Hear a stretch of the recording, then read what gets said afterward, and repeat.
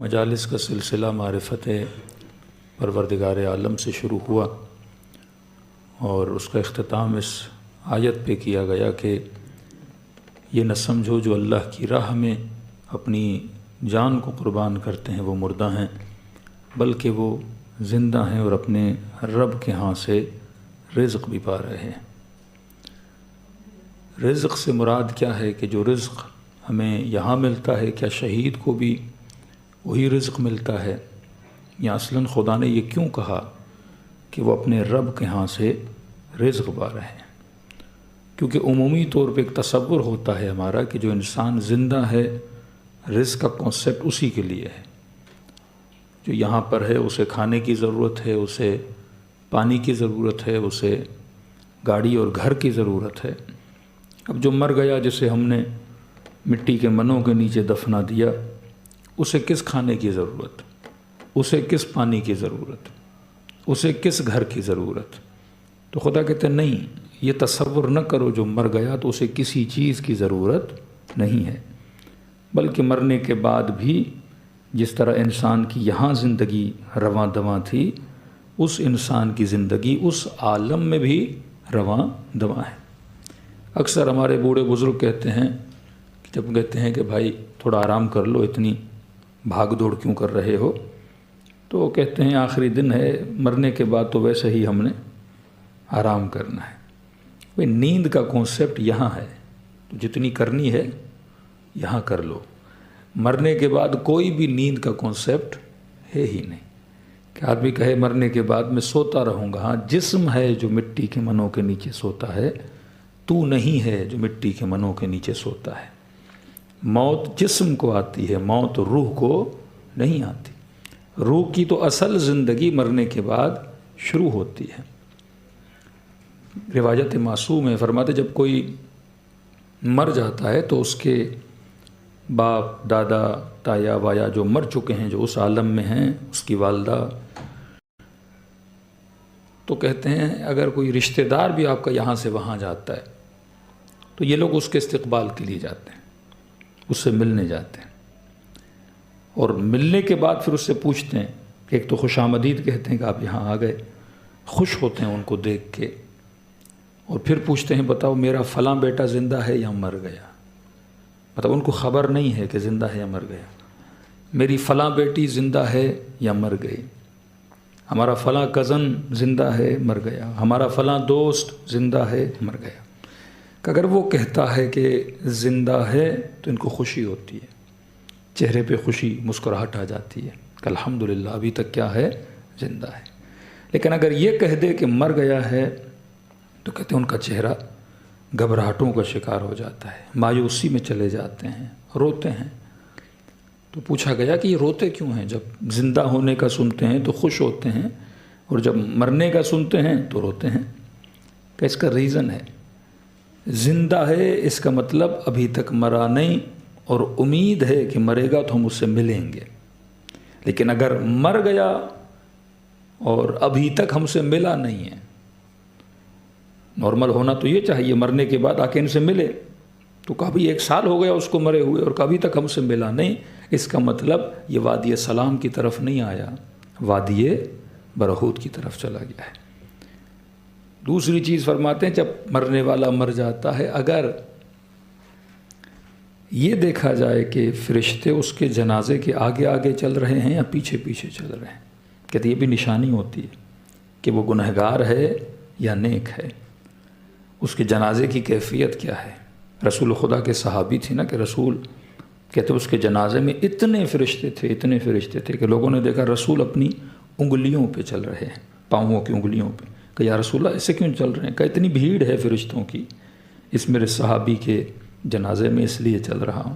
لیکن دفنانے کے بعد پھر رسول خدا گریہ کرنے لگے کہ یا رسول اللہ آپ پھر رو کیوں رہے ہیں؟ فرمایا ابھی وہ مشکلات قبر اور مشکلات الہی سے رونما ہو رہا ہے کہ یا رسول اللہ جس کے جنازے میں اتنے فرشتے ہوں کہ آپ اپنے پاؤں کے پنجوں پہ چلیں، اور ابھی آپ کہہ رہے ہیں کہ مشکلات ہے، کہ اس کے لیے دعا کرو۔ کہ یا رسول اللہ کیا ہوا، کون سا عمل تھا کہ جس کے جنازے میں رسول، جس سے قبر میں رسول اتاریں لیکن پھر بھی وہ مشکلات میں ہے؟ نبی نے فرمایا وہ دنیا میں بد اخلاق تھا، نمازی تھا، روزے دار تھا، سب کچھ تھا، حسن خلق نہیں تھا۔ کہ یا رسول اللہ ہم نے تو بد اخلاقی نہیں دیکھی، ہمارے ساتھ تو بڑا خوش اخلاق تھا۔ نبی فرمایا نہیں، لوگوں کے ساتھ بڑا خوش اخلاق تھا، بیوی کے ساتھ بڑا بد اخلاق تھا، اہل خانہ اپنی گھر والی کے ساتھ بد زبانی کیا کرتا تھا، بد دہنی کیا کرتا تھا، بد اخلاقی کیا کرتا تھا۔ اسی صفت کی وجہ سے اسے کیا ہو رہا ہے؟ عذاب الہی میں مبتلا ہے۔ آپ جب واقعات پڑھیں گے علماء کے، ایک بہت بڑے عالم دین نجف کے گزرے ہیں، کہتے ہیں گھر میں اتنا فاقہ آ گیا کہ کھانے کے لیے ہم پریشان تھے۔ کہتے ایک دن امیر المومنین کی زیارت کو گیا، اور زیارت کرنے کے بعد گزر رہا تھا وادی السلام کے قبرستان کی طرف سے، تو اچانک کچھ لوگوں نے مجھے پکڑ لیا کہ مولوی صاحب ایک جنازہ ہے ہمارا، تو لہٰذا آپ عالم ہیں تو آپ نماز جنازہ پڑھا دیجیے۔ تو میں نے کہا بھائی مجھے جلدی ہے۔ کہا نہیں، کوئی نہیں مل رہا، ہم سمجھے کہ یہاں علماء ہوں گے لیکن اتفاق سے ٹائم ایسا ہے کہ کوئی نہیں ہے، تو آپ آ کے جنازہ پڑھائیے۔ کہ عالم کہتے گھر میں فاقے کچھ بھی نہیں۔ میں نے کہا ٹھیک ہے، وہ ایک مومن کا جنازہ ہے، پڑھا لیتے ہیں۔ کہتے جنازہ، نماز جنازہ پڑھائی، قبر میں اس کا جنازہ اتارا گیا، اور جیسے میں قبر کے اندر اترا اس کی تلقین پڑھانے کے لیے، تو اچانک خدا نے میری آنکھوں سے پردہ ہٹایا، تو مجھے ایسے لگا کہ قبر کے اندر سے ایک دروازہ کھلا ہے اور ایک خوبصورت سا دنیا ہے۔ میں اس دنیا کی طرف چلا گیا، اور یہ مومن جس کا جنازہ میں پڑھا رہا تھا، دیکھا کہ ایک بہت بڑا محل ہے، جس کا جنازہ پڑھایا ہے وہ بندہ اسی محل کے اندر بیٹھا ہے، اور اس کے آس پاس جتنے اس کے جاننے والے جو بھی تھے سب اس کی محفل میں بیٹھے ہیں، اور عجیب ایک محفل نور لگی ہوئی ہے، اور دنیا جہاں کے قسم کے کھانے ان لوگوں کے سامنے پڑے ہوئے ہیں اور کھا رہے ہیں، اور مجھے بھی انہوں نے دعوت دی کہ آپ آ کے بیٹھ جائیں۔ کہتا مبہوت کہ یہ کس دنیا میں، کس عالم کے اندر میں آ گیا ہوں۔ کہتا وہ شخص بیٹھا ہوا تھا، سارے کھانا تناول کر رہے تھے، کھا رہے تھے، لیکن ہر 10 منٹ کے بعد میں دیکھتا تھا کہ یہ جو صاحب قبر ہے، جو بہترین کرسی پہ، بہترین جگہ پہ، بہترین محل میں بیٹھا ہوا ہے، اور نعمتیں ہی نعمتیں، کہ قرآن کہتا ہے نا زمرد و یاقوت سے محل بنائے جائیں گے۔ مطلب وہ پتھر، اتنے قیمتی پتھر جو انسان ہزاروں ڈالر خرچ کر کے ایک چھوٹا سا پتھر اپنی رنگ اور انگوٹھی میں ڈلوائے، ان پتھروں سے خدا مومنوں کے لیے کیا بنوائے گا؟ محل بنوائے گا۔ پھر ہر 10 منٹ کے بعد میں دیکھتا تھا اس مومن کے چہرے کا رنگ بدل جاتا تھا، اچانک سے اس کے چہرے کا رنگ سرخ ہو جاتا تھا، کبھی بلیک ہو جاتا تھا، جیسے کوئی شدید سی تکلیف ہو اس کو۔ تو میں نے اس سے کہا کہ بندے خدا کون سی تکلیف ہے آپ کو، کیا مسئلہ ہے؟ تو اس نے کہا میرے قریب آؤ۔ کہا میں قریب گیا، کہا ان نعمتوں میں بیٹھا تھا۔ اس نے کہا نیچے دیکھو۔ جب میں نے نیچے دیکھا، ایک کالا سانپ تھا جو ہر 10 to 15 منٹس سے کیا کرتا تھا؟ کاٹتا تھا۔ کہا نعمت میں تو ہوں لیکن یہ سانپ میرا پیچھا نہیں چھوڑ رہا، یہ بار بار مجھے کاٹ رہا ہے۔ کہ آپ اتنے نیک، اتنے صالح کہ خدا نے اتنا بڑا محل دیا، اور آپ کے صدقے میں عالم برزخ میں دوسرے لوگ بھی آ کے نعمتوں سے کیا کر رہے ہیں؟ استفادہ کر رہے ہیں۔ کہ یہ نعمت الہی تو ہے کہ خدا نے تجھے یہاں بھیجا ہے تاکہ میں سانپ کا بندوبست کروں۔ کہ مجھے سمجھ نہیں آئی۔ کہ تمہارے محلے میں ایک دکاندار ہے، اس کے پاس چلے جانا۔ کہ ایک دن 2 مومنوں میں جھگڑا ہو گیا، لڑائی ہو گئی، اور کیونکہ میں پورے محلے میں مشہور تھا، نمازی نیک مومن ہے، اور ان کا جھگڑا کچھ پیسوں پہ ہو گیا، کہ وہ کہتا تھا میرے آپ کی طرف 100 بنتے ہیں، وہ کہتا تھا نہیں آپ کے مثلاً 50 بنتے ہیں۔ اسی پہ جھگڑا تھا، وہ کہتا تھا 100 دو، یہ کہتا تھا نہیں 50 بنتے ہیں، میں 50 دوں گا، اتنے پیسے آپ کے نہیں بنتے۔ تو انہوں نے صلح صفائی کے لیے مجھے کہا کہ آپ ہم دونوں کے درمیان فیصلہ کریں، حکم بن جائیں، اور جو فیصلہ آپ کریں گے وہ ہمیں کیا رہے گا؟ منظور رہے گا، ہم مانیں گے۔ 50 کہو گے تو 50، 100 کہو گے تو 100۔ کہا کہ اب یہ جو بندہ کہہ رہا تھا میرے 50 بنتے ہیں، یہ میرا دوست تھا، دکاندار کو بھی میں جانتا تھا، لیکن یہ تھوڑا میرا جاننے والا تھا، تو کیونکہ جاننے والا تھا میرا اس کے لیے تھوڑا نرم گوشہ تھا، میں نے فیصلہ اس کی فیور میں دے دیا۔ میں نے کہا بھائی کیا 100 کیا 50، بس سمجھو 50 ہی بنتے ہیں، آپ 50 ہی لے لیں۔ اس نے کہا ٹھیک ہے اگر آپ کہتے ہو۔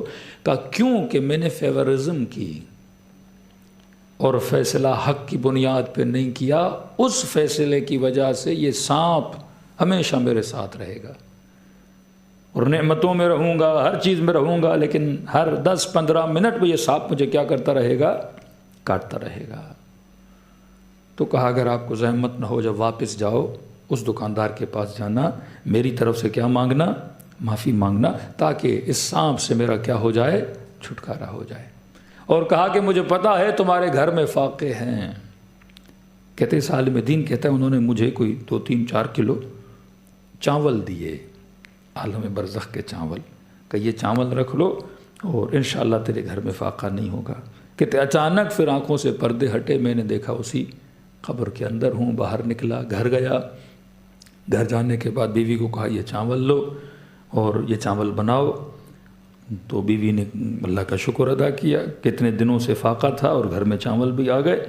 کہتا میں فوراً گیا اس دکاندار کے پاس اور میں نے پورا قصہ سنایا، اور میں نے کہا دکاندار اس مومن کو معاف کر دے، اس نے فیورزم کی تھی۔ اس نے کہا میں نے اللہ کی خاطر اسے معاف کیا۔ اب کہتا ہے گھر آیا۔ یا عالم دین کہتے ہیں کوئی مہینہ 1.5 مہینہ گزر گیا، میری بیوی ڈیلی چاول بناتی تھی، لیکن یہ چاول ختم ہی نہیں ہوتے تھے، 3-4 کلو چاول مہینے سے زیادہ گزر گیا۔ اور جب چاول بنتے تھے تو ان میں اتنی خوشبو ہوتی تھی کہ پڑوسیوں تک چلی جاتی تھی۔ خواتین کی عادت ہے، خوشبو آ گئی تو پوچھنے آ گئیں کہ آپ کون سے چاول بنا رہی ہو، کون سے برانڈ کے چاول بنا رہی ہو۔ تو اس نے بیوی کو سختی سے منع کیا کہ یہ غذا دنیاوی نہیں ہے، یہ اللہ نے عالم برزخ سے بھیجی، لہٰذا کسی کو بتانا نہیں۔ اب خاتون خانہ تھی، جب عورتوں نے زیادہ پوچھنا شروع کر دیا تو انہوں نے بھی بتا دیا کہ بھائی یہ بڑی خاص غذا ہے جو اللہ نے میرے شوہر کو عطا کی ہے۔ اس کی بیوی کہتی جس دن میں نے بتایا وہ چاول 2 دن میں کیا ہو گئے؟ ختم ہو گئے۔ تو عالم برزخ کا مطلب کہ یہ نہیں کہ رزق بند ہو جاتا ہے، فرمایا وہ وہاں سے رزق پاتے ہیں۔ اب آپ کہیں گے کہ ایک نارمل مومن جو مرتا ہے رزق تو اسے بھی ملتا ہے، اور جو شہید دنیا سے جاتا ہے رزق اسے، دونوں کے رزق میں فرق کیا ہے؟ ہاں فرق وہی ہے کہ جب مومن دنیا سے جاتا ہے تو اسے دنیا کے احوال کا پتہ نہیں ہوتا۔ میں اس کی مثال اس طرح دیتا ہوں کہ آپ کے پاس واٹس ایپ ہے، مختلف کمیونیکیشن کے اپلیکیشنز ہیں، یہ اپلیکیشن تب تک چلتی ہیں جب آپ کے پاس انٹرنیٹ ہوتا ہے۔ یہاں انٹرنیٹ ڈسکنیکٹ ہو گیا، نہ آپ کی کال لگے گی نہ آپ کا میسج جائے گا۔ سیم تھنگ جب ہم یہاں سے مرتے ہیں تو ایک طرح سے اس دنیا کا اس دنیا سے نیٹ کیا ہو جاتا ہے؟ ڈسکنیکٹ ہو جاتا ہے۔ آپ کو نہیں پتا یہاں میرے ابا کا کیا ہوا، میرے والد کا کیا ہوا، میری بہنوں کا کیا ہوا، میرے بچوں کا کیا ہوا۔ ہاں بہت خاص لوگ ہوتے ہیں جن کو اجازت ملتی ہے، وہ بھی مومنین کی ارواح کہ شب جمعہ آئیں اور اپنے گھر و احوال بچوں کو دیکھ کے جائیں۔ یہاں تک کہ ہم یہاں سے جو بھیج رہے ہیں بعض کو پتہ بھی نہیں چلتا کہ ان کے پاس کیا آیا ہے کیا نہیں آیا۔ وہ نیک لوگ ہوتے ہیں جو یہاں کی رحمتیں اور برکتیں ان تک جاتی ہیں، پھر ان کو بتایا جاتا ہے۔ وہ شاید ہو سکتا ہے عذاب الہی میں ہو، ایک ٹھنڈی سی ہوا کا جھونکا آئے ان کی طرف اور پوچھیں کہ ہوا کا جھونکا کس نے بھیجا ہے، تو کوئی کہے کہ آپ کے بیٹے نے کوئی کار خیر کیا ہے، لہٰذا یہ آپ کی زندگی میں آ چکا ہے۔ اب یہ جو شہداء ہیں عند ربہم یرزقون، ان کو خدا کی یہاں سے رزق ملتا ہے۔ شہداء دنیا کے احوال سے باخبر رہتے ہیں۔ شہید کا ایکسس ہوتا ہے دنیا میں کہ یا مومنین کی زندگی میں کیا گزر رہا ہے، انبیاء، اولیاء، ائمہ کا ایکسس ہوتا ہے دنیا میں یہاں کیا ہو رہا ہے۔ بعض روایت میں یہ کہا کہ ان کو حق شفاعت بھی ہوتا ہے کہ اگر کوئی مومن دنیا سے مر گیا، عذاب قبر میں مبتلا ہے، یہ شہید اس کی شفاعت کرنے کا، سفارش کرنے کا حق بھی رکھ سکتا ہے جو عالم دنیا میں ہوتا ہے۔ تبھی فرمایا ہمیشہ دعا کیا کرو خدا مقام شہادت عطا کرے۔ ایک تو شہید کے اگر تھوڑے بہت گناہ ہوں، وہ گناہ جو ہے اس شہادت کے صدقے میں معاف ہو جاتے ہیں۔ وہ صرف خود اللہ کی دربار میں مقرب نہیں ہوتا، بلکہ خدا اسے وہ مقام عطا کرتا ہے، وہ 3-4 لوگوں کی شفاعت بھی کرنے کا حق رکھ سکتا ہے۔ صلوات پڑھے محمد وعلی محمد۔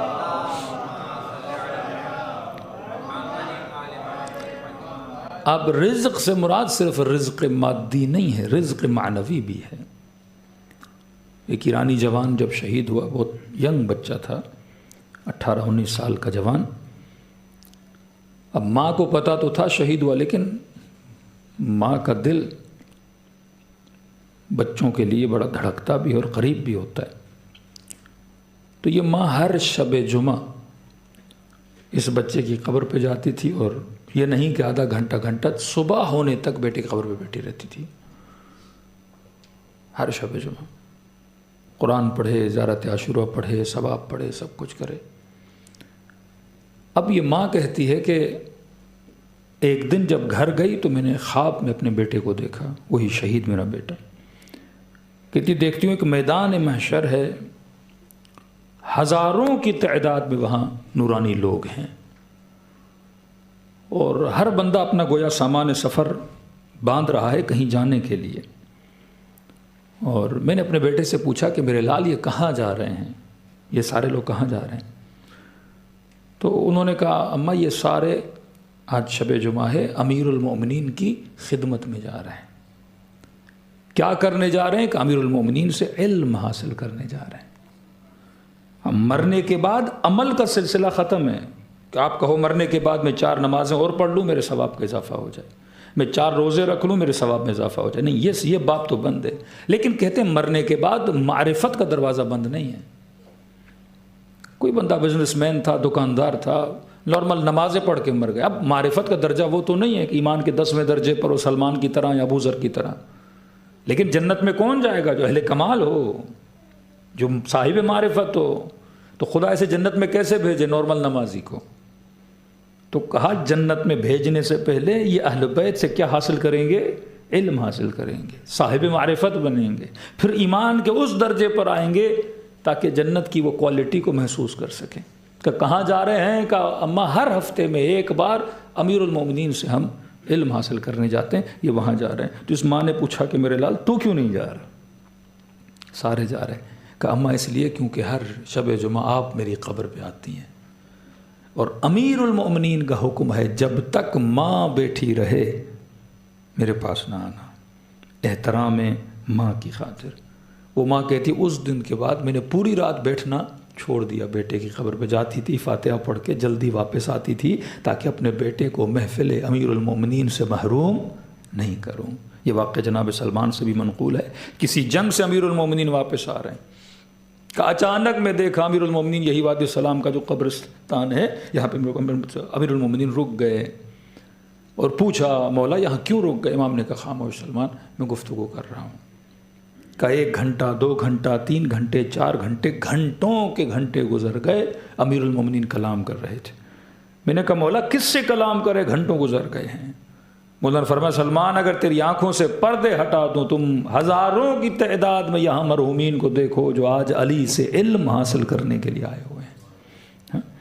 تو علم کا دروازہ اہل بیت کا بند نہیں ہوتا۔ پھر وہ حدیث معراج آپ سنتے ہیں، رسول خدا معراج پر گئے، کتنے فضائل سنے، اور دیکھا ممبر پہ کوئی بیٹھا ہے اور ملائکۃ اللہ کو کیا دے رہا ہے؟ علم دے رہا ہے۔ تو وہ ہم شکل علی ابن ابی طالب تھا۔ مطلب اہل بیت سے علم ملائکوں کو بھی ملتا ہے، وہ جو ارواح نیک و صالح ہیں ان کو بھی علم ملتا ہے۔ ایک فضیلت کی روایت سن لیجئے کہ رسول جب معراج پہ گئے، انہوں نے کیا دیکھا؟ مختلف قسم کے فرشتے ہیں، ہر فرشتہ کوئی نہ کوئی کمال رکھتا ہے۔ اب شاید اس زمانے کے لوگوں کو سمجھانے کے لیے رسول نے فرمایا، کہتے میں نے ایک فرشتہ دیکھا جس کی ہزاروں کی تعداد میں انگلیاں ہیں، بلکہ کروڑوں کی تعداد میں۔ تو نبی نے پوچھا اے فرشتے بتا اللہ نے تجھے کون سی صلاحیت دی ہے؟ کہ یا رسول اللہ میرے پاس یہ صلاحیت موجود ہے کہ آسمان سے جتنے بارش کے قطرے گرتے ہیں میں ان کو کاؤنٹ کرنے کی ایبلٹی رکھتا ہوں، ریت کے جتنے ذرات ہیں مجھے پتا ہے ان کا عدد کیا ہے، سمندر کے اندر جتنی مخلوق ہے مجھے پتا ہے ان کی تعداد کیا ہے، آسمانوں میں جتنے ستارے ہیں مجھے پتا ہے ان کی کاؤنٹنگ کیا ہے۔ تو رسول نے ایک سوال کیا کہ یہ بتا کوئی ایسی چیز ہے جسے تو کاؤنٹ نہ کر سکے؟ کہنے لگا ہاں یا رسول اللہ، ایک چیز ہے جسے میں آج تک کاؤنٹ نہیں کر سکا۔ نبی نے فرمایا کیا ہے؟ فرمایا یا رسول اللہ، جب کوئی آپ پر اور آپ کی آل پہ صلوات بھیجتا ہے،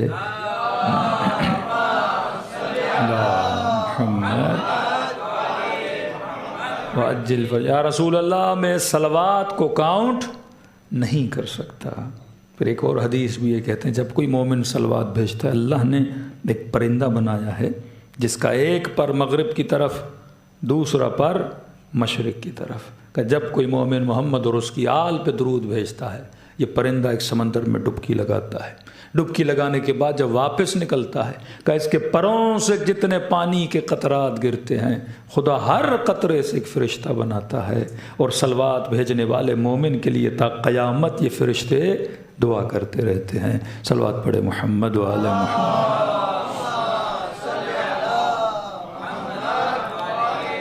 محمد وعجل فرجهم۔ تو میرے عزیز، مرنے کے بعد رزق ختم نہیں ہوتا، بلکہ انسان کو رزق الہی ملتا رہتا ہے۔ وہ یا رزق علم کی صورت میں ہے، وہ یا رزق شفاعت کی صورت میں ہے، وہ یا رزق رحمت پروردگار عالم کی صورت میں ہے، لیکن اپروچ و شہید سب سے زیادہ ہے۔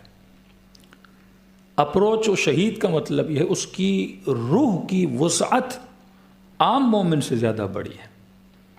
میں ایک چھوٹی سی مثال دوں تاکہ آپ سمجھ جائیں۔ دیکھیے یہ میرا بدن ہے، اس بدن میں میری روح ہے، میری روح کا مطلب میں ہوں، روح اور میں ایک ہی چیز ہے۔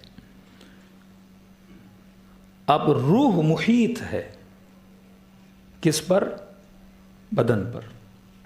جب روح کا احاطہ ہوتا ہے بدن پر تو ایک طرح سے روح کا کنٹرول ہوتا ہے کس پر؟ باڈی پر۔ میرے ارادے میں اور انگلی کی حرکت میں کتنا فاصلہ ہے؟ آج تک ہوا میں اپنے ہاتھ کو کہوں کھڑے ہو جاؤ، بیٹھ جاؤ؟ کہنا نہیں پڑتا، کن فیکون۔ ہاں؟ ارادہ کیا اور ہاتھ کھڑا ہو گیا، ارادہ کیا تو ہاتھ بیٹھ گیا۔ اللہ کیا ہے؟ محیط علی کل شیء۔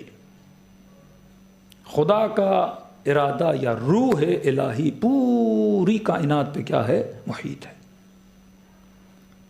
اب آپ سوچتے رسول خدا نے کنکر کو اشارہ کیا، کنکر نے کلمہ پڑھا، درخت کو کہا، درخت چلتا ہوا آیا، انگلی سے اشارہ کیا، چاند کے 2 ٹکڑے ہو گئے، کسی بندے کی طرف اشارہ کیا، مر جاؤ تو مر گیا، زندہ ہو جاؤ تو زندہ ہو گیا۔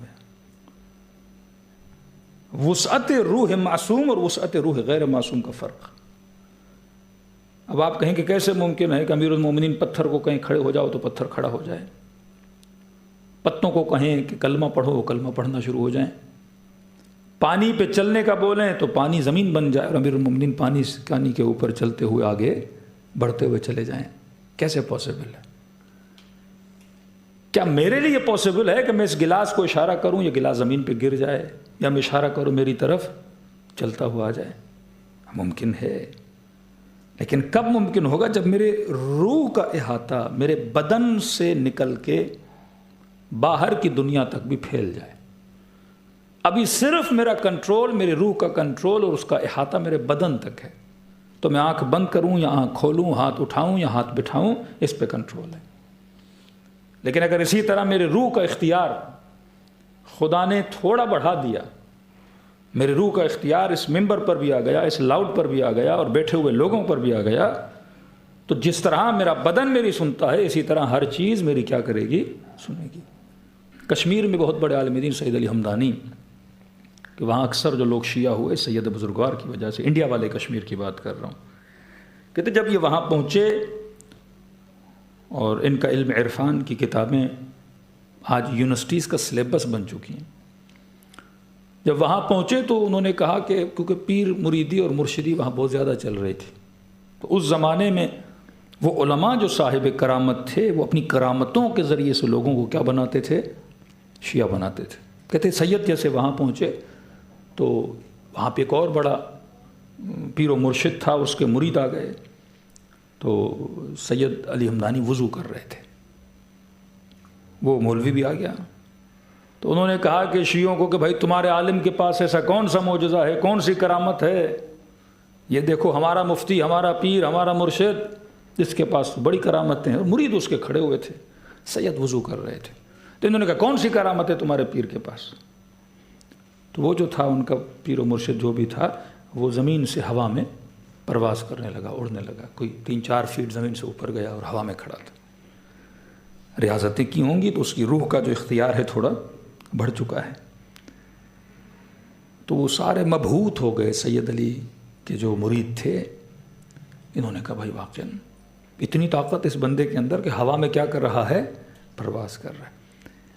تو بار بار کہنے لگے تمہارے عالم کے پاس کیا ہے, تمہارے عالم کے پاس کیا ہے, جو تم کہتے ہو یہ مکتب اہل بیت کا ماننے والا ہے, پارا امامی ہے, اس کے پاس کون سا کمال ہے؟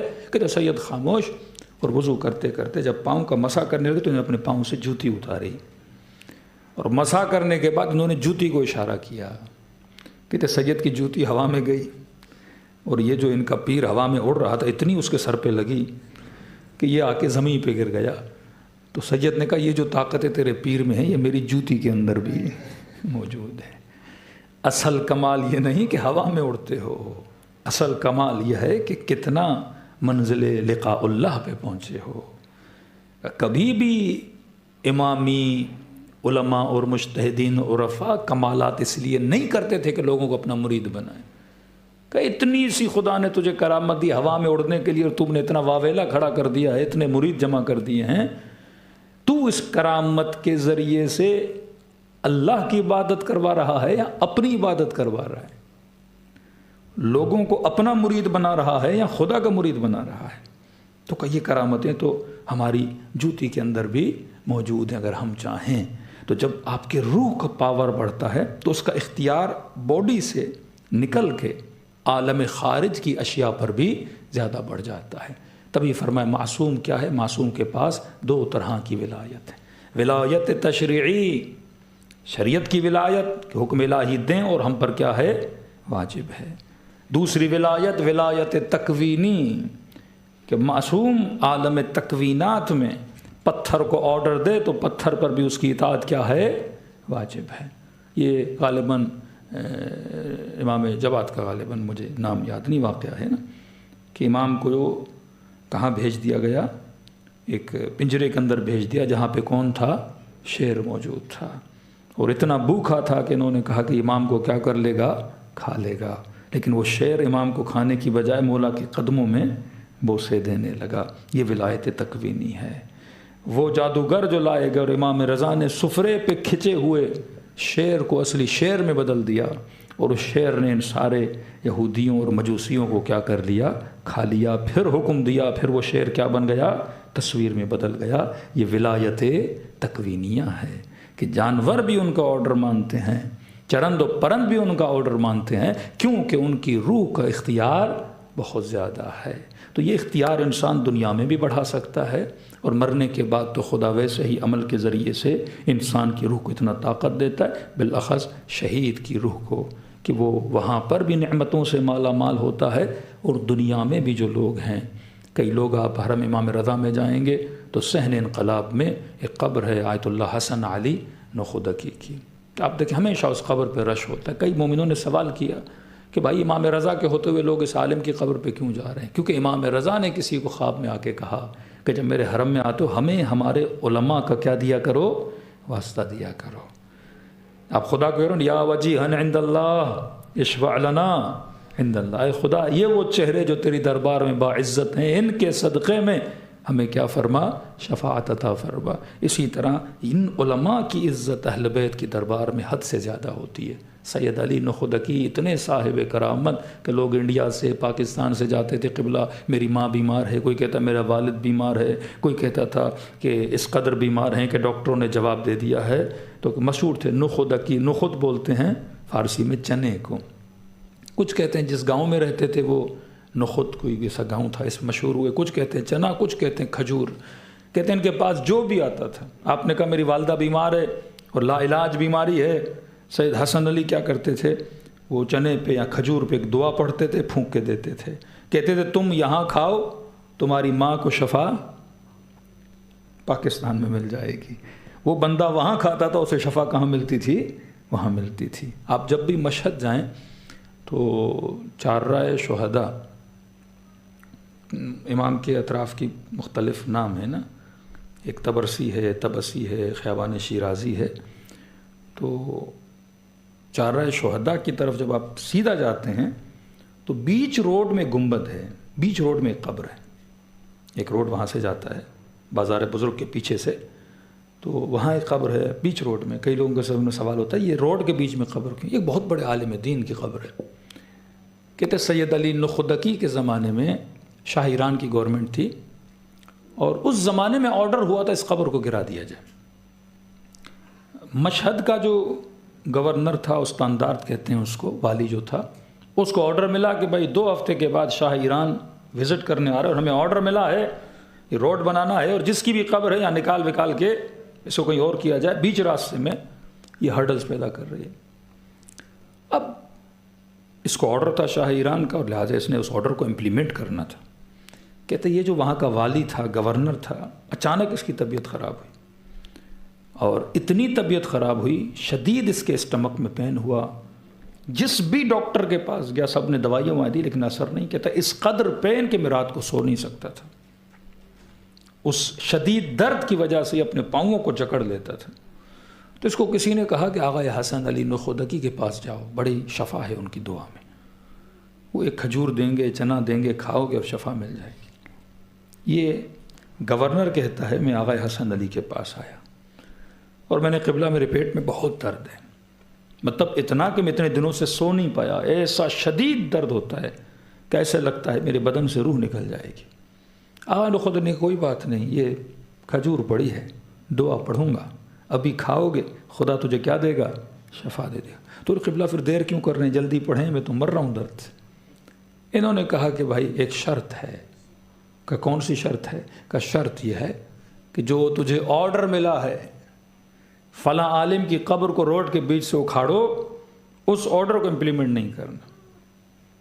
انہوں نے قبلہ کیسی باتیں کر رہے ہیں، ادھر درد سے مر رہا ہوں، آرڈر امپلیمنٹ نہیں کروں، ادھر شاہ مجھے مار دے گا. مطلب آپ کی نہ سنوں تو پیٹ کے درد سے مروں، اور شہنشاہ ایران کی نہ سنوں تو جان سے چلا جاؤں. قبلہ میرے چھوٹے چھوٹے بچے، آپ جانتے ہیں بادشاہ کتنے ظالم ہوتے ہیں، اور میں نے کہا میں اس عالم کی قبر کو نہیں ہٹاؤں گا تو سمجھ جائے گا میں کوئی انقلابی کوئی علماء کی سپورٹ والا بندہ ہوں، مولویوں کی سائٹ والا بندہ ہوں، کہ وہ تو پھر دگنا مجھے مار دے گا، زندان میں ڈال دے گا، میرے چھوٹے بچے ہیں. اس نے قبلہ میں نہیں دوں گا بھائی، اب تیری مرضی ہے، پیٹ کے درد سے مرو یا شاہ کے ڈر سے مرو. کہتا ہے اتنا درد تھا، پریشان ہو گیا، اب سمجھ نہیں آ رہی کیا کرے. آغا حسن علی نے کہا دیکھو بیٹا، اگر تجھے یہ خوف ہے کہ شاہ تجھے مارے گا، اگر مجھ پہ اعتبار ہے اس کی گارنٹی میں دیتا ہوں تجھے کچھ نہیں ہوگا. اب کہتے پریشان ہو گیا. کلیئر تھا کہ 2 ہفتے کے بعد شاہ جو ہے مشہد آئے گا اور یہ سارا کام میں نے کر دینا ہے. میں نے قبلہ میرے پاس آرڈر موجود ہے، سارے انتظامات ہو گئے ہیں، شاہ ایران آنے والے ہیں، کہ بھائی اب مجھ پہ اعتبار کرو یا پھر تم جانو، تمہارا کام جانے، پیٹ کا درد تو تجھے کبھی چھوڑنے والا ہے نہیں. اس نے کہا ٹھیک ہے، پہلی بار مولوی پر یہ اعتبار کر دیتا ہوں. کہتا مجھے پڑھ کے دیں، کہ کھجور پڑھ کے دی، جو چنا تھا میں نے کھایا، پانی پیا، اور اللہ نے مجھے مکمل شفا دے دیا. اب کیونکہ وعدہ کیا تھا میں قبر نہیں ڈھاؤں گا، لہٰذا وعدے پہ عمل کرنا تھا. میں نے کہا ایسا نہیں قبر گراؤں پھر پیٹ کا درد واپس آ جائے. کہتا اب 1 رات گزری، بچے پریشان، بابا تو نے کیا کر دیا، پیٹ کی وجہ سے تو ہم سب کو مروائے گا، پورا خاندان جیل میں چلا جائے گا. میں نے کہا نہیں، قبلہ نے کہا ایسا کچھ نہیں ہوگا. کہ 2 دن گزرے، مطلب نیندیں میری حرام، کہ کہیں سے کوئی پیغام آئے شاہ کا ٹرپ کینسل ہو گیا، شاہ نہیں آئے گا، آرڈر ویسے کہ ویسے. کہتا بس کچھ دن پہلے مجھے پتا چلا شاہ مشہد تو کیا ایران چھوڑ کے بھاگ کے وہاں سے چلا گیا ہے. کہ تو اس دن مجھے پتا چلا نہ صرف اس آغا حسن علی نخودکی کے پاس ان کی زبان میں خدا نے اثر دیا ہے، بلکہ یہ اخبار غیب بھی جانتے ہیں. ان کو پہلے سے علم تھا کہ شاہ مشہد میں آنے والا نہیں ہے. یعنی دنیا میں ایک بندہ جو صاحب عمل ہو، اس کی روح میں اتنا اثر ہے، تو مرنے کے بعد خدا اس کی روح کو کتنی وسعتیں عطا کرے گا. یہ سخت تقریریں کرتے تھے، لوگوں کو لقمہ حرام، رزق حرام سے روکا کرتے تھے. کہتے ایک دن کوئی سرکاری عہدیدار تھا، کوئی بہت اچھی پوسٹ پہ تھا، ایسی اچھی پوسٹ کہ اس کو 4-4 5-5 گاڑیاں ملی ہوئی ہیں اور پیٹرول کا الاؤنس ملا ہوا ہے، پیٹرول فری، گاڑیاں فری، بڑا گھر۔ تو ایک دن یہ آغا نخود علی کے پیچھے نماز پڑھنے گیا، قبلہ صاحب نے نماز پڑھائی، نماز پڑھنے کے بعد انہوں نے لقمہ حرام پہ درس دیا کہ بھائی حرام کا لقمہ پیٹ میں جائے تو فرمایا نہ دعا کا اثر نہ کلام الہی کا اثر ہوتا ہے۔ ابتدا ہے حلال لقمہ، رزق کو اپنے پاک و پاکیزہ کرو۔ پیٹ میں حلال لقمہ جائے گا تو تمہارے کلام میں، تمہاری زبان میں، ہر چیز میں خدا اثر ڈالے گا، لوگوں کی زندگیاں بدل سکتے ہو۔ اور کہا کہ جو نظام طاغوت ہے، یہ جو ظالم بادشاہ ہے، اس کے درباری نہ بنو، کبھی بھی ایسے پوسٹ پہ نہ جاؤ کہ اس کی حکومت کو سپورٹ ملے، لہٰذا وہ کمائی بھی کیا ہے؟ حرام کی کمائی ہے۔ اب اس بندے خدا پہ آغا نخود علی کی زبان نے اتنا اثر ڈالا، اس نے اسی دن مسجد میں عہد کیا، ارادہ کیا، اپنے آپ سے کمٹمنٹ کی کہ میں شاہ ایران کی یہ پوسٹ چھوڑ دوں گا اور جاؤں گا، کوئی دکان کھولوں گا، کچھ بھی کروں گا، لیکن رزق حلال کھاؤں گا۔ کہتے ہیں گھر گیا اور اس نے بیٹوں کو بیٹیوں کو بٹھایا کہ بیٹا ابھی تک جو ہم کھا رہے تھے وہ کیا تھا؟ حرام تھا۔ سرکاری گاڑیوں پہ تو عیاشی کر رہا ہے، پیٹرول سرکار کا، خاندان والوں کو گھما رہا ہے گاڑیوں پہ، کہ بیٹا سارے مزے بند۔ بیٹے پریشان، بابا ہمارا ایک اسٹیٹس ہے سوسائٹی میں، آپ اچانک سے سب کچھ چھوڑ رہے ہو، گاڑیاں چلی جائیں گی، گھر چلا جائے، کیا کریں گے؟ کہ چھوٹا سا گھر لے لیں گے، میرے پاس تھوڑے بہت پیسے ہیں، ان سے تھوڑی بہت دکان کھول دوں گا، بس میں رزق۔ تم لوگوں کے چکر میں اپنی آخرت کو تباہ و برباد، گاڑیوں پہ تم چڑھو، گھومو تم، مزے تم کرو، اور آخرت میں جوتے کسے لگیں گے؟ مجھے لگیں گے۔ بیٹوں نے رزق کیا کہ کیسے اتنے مزے ہم کیسے چھوڑیں، گاڑیاں، عیاشیاں کیسے چھوڑیں ہم؟ بھائی میرا نہیں جائے۔ بڑا پوچھا کیا ہوا کیا ہوا، آج تک تو آپ نے نہیں بولا، کہاں سے آ رہے ہو؟ تو کہا حسن علی نخود علی نے بولا ہے۔ اب مثال کے طور پہ کوئی بندہ جس کی ارننگ مہینے میں ملینز میں ہو، ملینز ڈالرز میں ہو، اور ایک مولوی کی تقریر سن کے سب چھوڑ دے، تو اس کے بچے دشمنی کس سے کریں گے کہ یہ مولوی کی مجلس سن کے ہے؟ پہلے تو مولوی کا گلا گھونٹو کہ اس نے سارے ہمارے مزے کیا کروا دیے؟ بند کروا دیے۔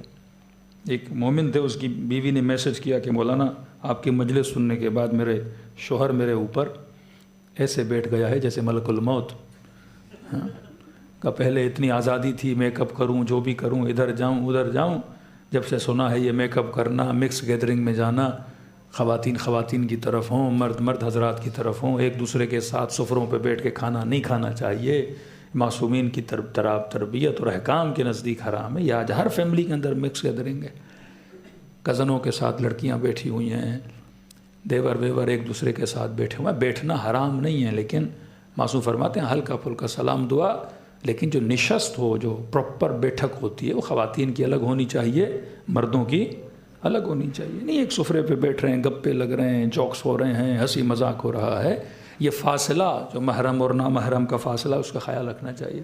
کہ اب اتنی سختی ہو گئی ہے، ادھر نہ جانا ادھر نہ جانا، کہ اچانک سے چینج آ گیا نا، کہ پہلے وہ نہیں تھا، اور ٹوٹلی کہ پہلے تو ہم جاتے تھے اور اچانک اب مکس گیدرنگس میں نہیں جائیں گے کہ مولانا زندگی ہو گئی، تو ساری دشمنی کس سے ہو جاتی ہے؟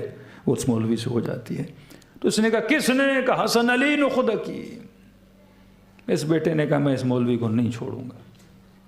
کہتے ہیں اتنا غصے میں نکلا اور اس نے پسٹل اٹھایا اور آغا حسن علی نخود علی کی ریکھی کرنے لگا کہ کب مسجد میں جاتے ہیں، کہاں سے نکلتے ہیں، کس گلی سے گزرتے ہیں، کہ اس مولوی کو مار دوں گا، قصہ ہی تمام ہو جائے گا، نہ بابا اس کی مجلس میں جائے گا، نہ اس کی زندگی میں اتنا بدلاؤ آئے گا۔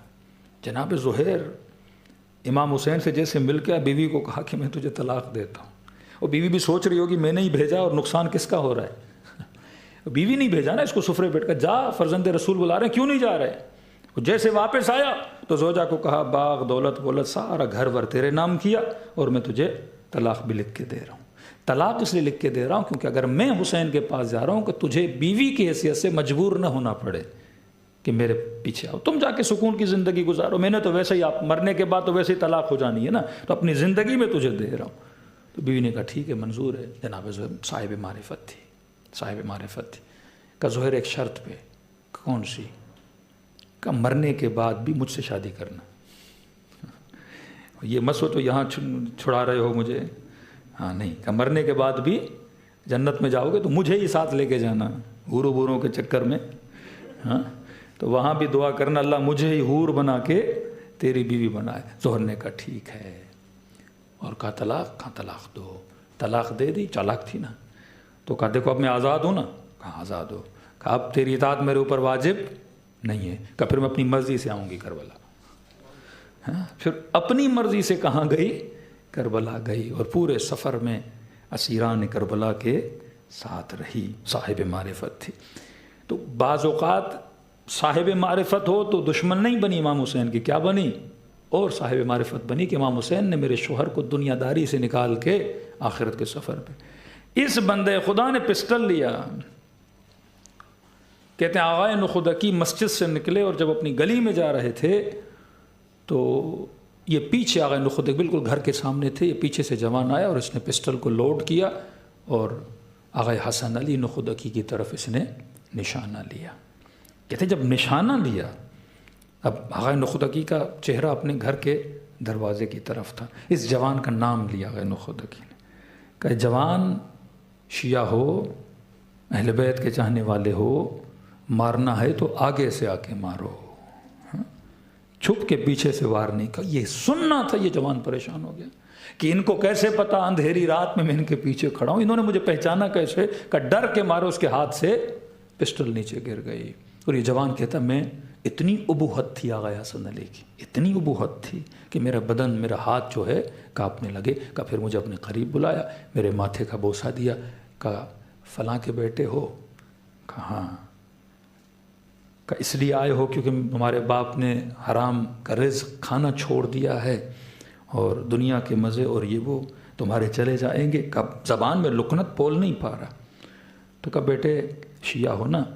کہ امیر المومنین کی زیارت کرو گے؟ تو جوان پریشان، خراسان میں بیٹھا ہوں. کہاں نجف، کہاں خراسان؟ کا زیارت کرو گے؟ میں نے کہا کہ آنکھیں بند کرو. کہ جوان نے آنکھیں بند کی. آنکھیں کھولو. کہ جیسے آنکھیں کھولی تو نجف میں قبر امیر المومنین کے سامنے کھڑے تھے. کہ وہیں کھڑے کھڑے آغا نخود علی نے سلام کیا، السلام علیکہ یا علی ابن ابی طالب. امام کی زیارت پڑھی. کہ جوان رسول خدا کی زیارت کرو گے؟ جوان نے کہا جی. منقلب ہو گیا. کہ آنکھیں بند کرو. کہ آنکھیں بند کی. کہ پھر آنکھیں کھولو. اچانک آنکھیں کھولی، حرم رسول کے سامنے کھڑا تھا. کہ اس طرح چند زیارتیں کروائیں، پھر کہ آنکھیں بند کرو. آنکھیں کھولی. اسی گلی میں کھڑے تھے جہاں یہ میں عالم دین کو مارنے آیا تھا. اب آغا نخود علی نے کہا جوان یہ بتا، یہ جو سب کچھ دیکھا یہ چاہیے یا یہ دنیا کے چند دن کے مزے چاہیے؟ کہ فوراً آغا حسن علی کے قدموں پہ گر گیا. کہ یہ کچھ جو دیکھا ہے مجھے یہ چاہیے. یہ دنیا کے 4 دن کے مزے ہیں. کہ تمہارا باپ اسی راہ پہ چل رہا ہے. اپنے باپ کو جنت کے راستے سے کبھی روکا نہ کرو. اپنے والد کے راستے میں پتھر نہیں پھینکو، بلکہ انسان راہ خیر میں اس کی کیا کرے؟ مدد کرے. تو میرے عزیز، یہ جو رزق الہی ہے انسان یہاں بھی لے سکتا ہے. جب یہاں خدا اتنا رزق انسان کو دیتا ہے، رزق روحانی، تو شہداء کا درجہ اور شہداء کا مقام تو اس سے کئی گنا زیادہ بلند ہے. جن کے سر کٹ جائیں اور پھر بھی نو کے نیزہ پہ اللہ کی تلاوت کریں، جو شہادتوں کے بعد بھی سر اگر تنور میں بھی چلا جاتا ہے تو آگ اسے نہیں جلاتی، وہ مسیحی نصرانی امام حسین کے سر کو دیکھ کر کیا ہو جاتا ہے؟ مکتب اہل بیت میں آ جاتا ہے. بڑے مظلوم تھے اہل بیت علیہ الصلوۃ والسلام. اس میں مصیبت کا ذکر بھی ہوگا لیکن واقعہ بھی ہے. کس قدر ابا عبداللہ الحسین آپ سے، اہل بیت آپ کے بچوں سے محبت کرتے ہیں، یہ ہمیں اندازہ نہیں ہے. کہتے ہیں کوفے کا ایک تاجر تھا، تجارت کے غرض سے باہر گیا. 2-3 مہینے لگا کہ جب گھر واپس آیا تو اس کو بزنس میں اتنا لاس ہوا کہ جو پیسہ لے گیا تھا وہ بھی ڈوب گیا اور کمانے کے بعد بھی کچھ نہیں بچا اس کے پاس. مطلب خالی ہاتھ گھر واپس آیا. اب 2-3 مہینے کے بعد شوہر گھر آئے. کہتے جب گیا تھا تو بیٹی نے کئی چیزیں مانگی تھی، بابا یہ بھی لانا وہ بھی لانا، اور مستحب ہے گھر خالی ہاتھ نہیں جانا چاہیے. کہتا میں اندھیری رات میں گیا تاکہ بچے سو رہے ہوں اور رات کو آرام کر کے صبح کسی مومن سے تھوڑا بہت قرضہ لے کے چیزیں لے کے بیٹی کو بولوں گا میں تمہارے لیے دور سے لایا ہوں تاکہ بیٹی روئے نہ. کہتے رات کو گھر گیا اس خیال میں کہ بچے سو رہے ہوں گے، بیوی سو رہی ہوگی، صبح اٹھ کے کہیں سے بندوبست کروں تاکہ شرمندگی نہ ہو کہ میں خالی ہاتھ آیا ہوں۔ کہتے جیسے گھر کا دروازہ کھولا اور صحن میں گیا، کیا دیکھا برآمدے میں میری بیٹی میری بیوی دونوں بیٹھ کے رو رہے ہیں۔ مجھے دیکھا تو خوشی ہوئی ان کی، دوڑے دوڑے آئے، میرے گلے لگے۔ میں نے کہا کیوں رو رہے ہو؟ کہا اتنے دنوں سے فاقے پڑے ہوئے ہیں، کئی دنوں سے نہ بچی نے کچھ کھایا ہے نہ ہم نے کچھ کھایا ہے، فقیروں والی حالت ہو گئی ہے۔ خوشی کے عالم میں کہا شوہر کچھ لائے ہو؟ گھر میں کچھ بھی نہیں۔ میں نے بیوی کو کہا نہیں، خالی ہاتھ تہی دست آیا ہوں، کچھ بھی نہیں ہے۔ کہا مرد وائے ہو تجھ پہ کیا کریں گے اب؟ کہا صبح اٹھوں گا دیکھوں گا۔ کہا دیکھو جیسے صبح ہو اپنا گھوڑا لو، اپنی تلوار لو، پورے کوفے میں اعلان ہوا ہے کہ باغیوں کا ایک ٹولہ آیا ہے، جو بھی ان سے جنگ لڑے گا تلوار کے وزن کے برابر اسے سونے درہم اور سکے اور چاندی دیے جائیں گے۔ اس سے اچھی کمائی کا ذریعہ نہیں ہوگا، راہ خدا میں جاؤ گے کما کر بھی آؤ گے۔ اس نے کہا ٹھیک ہے۔ کہتا جیسے اٹھا دن کے دن گھوڑا ووڑا لیا، تلوار ولوار اپنی تیز کروائی، بازار میں پوچھتے پوچھتے لوگوں نے کہا جاؤ۔ کہتے ہیں کہ دیر تو ہو گئی ہے، سارے لوگ چلے گئے ہیں، لیکن آپ نے جانا ہے تو آپ چلے جائیے، اور جو بھی غنائم ملے مال غنیمت ملا۔ اب بھوکھا آدمی، اتنے دنوں سے بزنس میں نقصان ہوا، کہتا ہے گھوڑا دوڑاتے دوڑاتے میں سرزمین کربلا میں پہنچا۔ کہتا جب پہنچا تو ایسے لگ رہا تھا کہ جنگ ختم ہو چکی ہے، دھواں اڑ رہا ہے، خیمے جل رہے ہیں اور لاشیں بکھری ہوئی ہیں زمین کربلا پہ۔ کہتا لوگوں کا ہجوم ہے جو ایک فرد اور ایک شخص کی طرف حملہ کر رہے ہیں اور کہہ رہے ہیں اسے مارو امیر تجھے انعام دے گا، اسے مارو امیر تجھے انعام دے گا۔ کہتا بھیڑ تھی لوگوں کی کہ یہ باغی ہے اسے قتل کرو۔ کہتا دیکھ رہا ہوں جس کے پاس نیزہ ہے وہ نیزہ مارتا ہے، جس کے پاس تلوار ہے وہ تلوار مارتے ہیں، اور یہ گویا عام انسان نہیں، ایک شیر کی طرح تھوڑا سا ہلے تو لوگ دور بھاگ جاتے ہیں۔